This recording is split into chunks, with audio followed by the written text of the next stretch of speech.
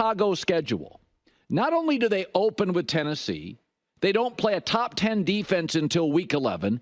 Jimmy, they don't play the Packers, Lions, or Vikings, a divisional game, until week 11. I looked at that and I thought, man, that's a little bit of a break. They're not on national TV much early. I kind of thought, did you like to have your divisional games early or late if you have a young quarterback? Well, with the young quarterback, you'd like to have him late, because with Caleb Williams, he's going to be a player that is going to make some spectacular plays because, he's that talented. But by the same token, he's a rookie. And he's got a good supporting cast. I think they've got a good football team around him. If they can have some success early, he could come on strong there at the end of the season when they have to play those division games. Okay, it's really funny. That's the end of the clip with regards to the Bears. It's just Colin can't let go of this idea right now that he really thinks that the NFL has constructed a schedule specifically to help out Caleb Williams and the Chicago Bears. And I think it's like, I get what he's trying to say, but at the same time, let's not pretend that he's just has like the biggest walk in the park here. Like he's still going to be going up against great quarterbacks. The Houston Texans, that's not an easy game. The LA Rams, not an easy game.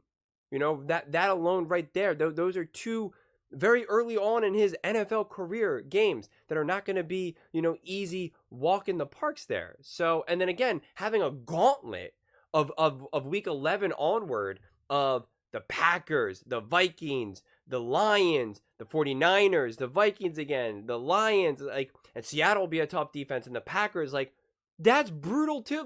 That's really difficult division. So, I mean, I get it if he thinks that he's trying to set them up to kind of get his legs underneath him, get him established, and then he'll be able to be more resilient down the road. And again, I get that argument. I really do. But I don't think the Bears, ultimately are going to be competing this season. I think they are going to be competing for a playoff spot. I think all of these games at the end of the season, whether it be the 49ers, the Lions, the Packers, the Bears, they're all going to be fighting for the number one seed. That, and I think the Eagles, those are my top teams. And so I think it's going to be crazy. It's going to be crazy. It's going to be must-see TV, and it's going to be such fine margin games, and it's going to be awesome. It's going to be awesome. So if they were truly trying to help out Caleb and the Chicago Bears, they would have spread that out a little bit. They would have said, okay, let's have him play the Panthers, and then we'll throw in Minnesota or the Detroit Lions.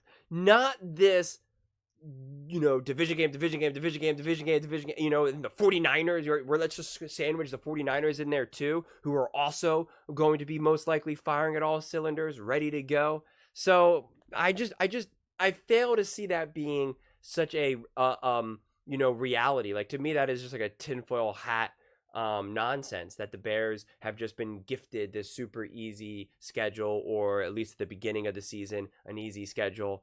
I just don't see it that way. I really don't. And I think the Bears are going to have a ton of success this season. I think, like Jimmy Johnson was saying, right, Caleb can do so much, and so he's obviously going to be doing some amazing things this season. And just like any other rookie, any other young quarterback, whether it's Mahomes, whether it's Burrow, Brady, whoever, Manning, they're gonna have your games, your moments, your quarters, your drives that are just awful, right? That are just a disaster. And I think what this early season gets to have us show is that if he balls out, and I said this in the previous video, if he balls out against the Texans and has better numbers than CJ Stroud, the NFL world will lose their mind, because CJ Stroud is so elevated right now. And the Texans, right? They are the darlings right now, and they were last season. And that's what people think that the Bears and Caleb Williams can be. So if he now balls out and even beats them, people are going to lose their mind. They're going to be like, oh my God, what is going on here, right? And he has the ability to leapfrog all of these quarterbacks, especially with a win or just playing better than them. Whether it's Matthew Stafford and Sean McVay, whether it's CJ Stroud and the Houston Texans, whether it's Bryce Young, who was the number 1 pick, right? Like, he leapfrog him. Trevor Lawrence, number 1 pick, leapfrog him. The number 2 pick, Washington, leapfrog him. Kyler Murray, an older one pick, but was supposed to be, again, supposed to be like a Patrick Mahomes variation, essentially. That hasn't necessarily panned out, kind of got derailed with injuries, can leapfrog him, right? And so then there you go. So I just think that this schedule has also unfolded, and I don't think this was done on purpose, but to just give us just storylines galore, right? Because if he wins those games, everybody will be going nuts. They'll be talking about how can Caleb Williams surpass Patrick Mahomes? How many Super Bowls will Caleb Williams win? You know, like, can he win a Super Bowl his first year? Will that make him the GOAT if he wins a Super Bowl his first year? And if he loses, let's say he loses to the Texans or he loses to the Rams or the Jaguars, it'll be, did the Chicago Bears make a mistake in drafting Caleb Williams? Has his immaturity shown? Should they have kept Justin Fields, you know? Should they have traded down and got Bo Nix or whatever, right? Like, those are going to be the storylines. So I think it's going to be like the ultimate bandwagon experience with Caleb Williams. I really do. If he's winning some games, people are going to be like, I told you he was a once-in-a-lifetime generational talent. And if he loses or has some bad moments, they're going to be like, you guys all said that he was like Patrick Mahomes. He'll be lucky if he's, you know, insert some backup quarterback. And I just think like that season, on one side, it's kind of cool because the first 9 weeks, we get to see that kind of ride and get to see him win some games. I mean, I assume he'll win some games, and it'll be against quarterbacks that he should completely outshine. And then you get into the division, right? And then you get in against the Green Bay Packers, Jordan Love, the Vikings. I mean, who really knows what the Vikings will be? Because I don't know who's going to be their starting quarterback at that time, whether it is J.J. McCarthy or Sam Darnold, who really knows. Detroit Lions, I think, are going to be good. And the 49ers, I think, will be good. So I think we have a lot of fun matchups coming that way. I think it really is a gauntlet, though. Like, week 11 onward is going to be wild, and it's going to be exhausting. And so I just think if what Colin was saying was true about trying to set up the Bears for success, I don't think they would have exactly done it that way. I think they first off, they could have just moved San Francisco either off completely, or they didn't have to put it smack in the middle of playing the Lions and the Packers, right? Like, it's just that is, those are tough weeks. And it's not to say that I don't think that the Bears can't withstand it, but it's just, it's hard for anyone, whether it's Patrick Mahomes and the Chiefs or Caleb Williams and the Bears. So I don't think the NFL is rolling out the red carpet to try to just make everything easy for the Bears. And for Caleb Williams, I think Caleb Williams will shine this season, and the Bears for that matter, no matter what their schedule is.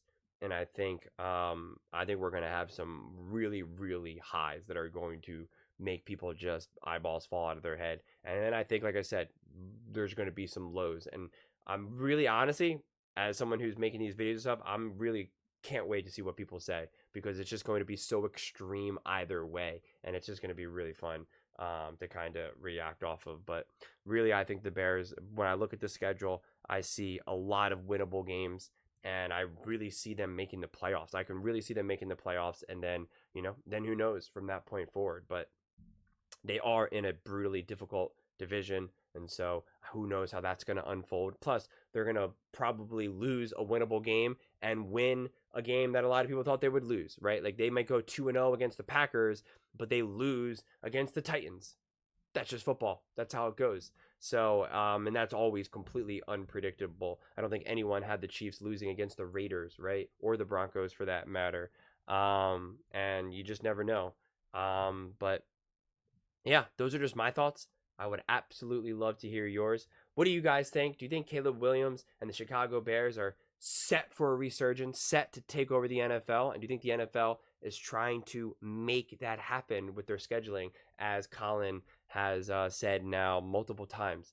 Let me know in the comments below. I read every single comment, so whether you agree with me or disagree with me, either way, let's get in some discussions, let's get in some fights, But ultimately, let's just have some fun.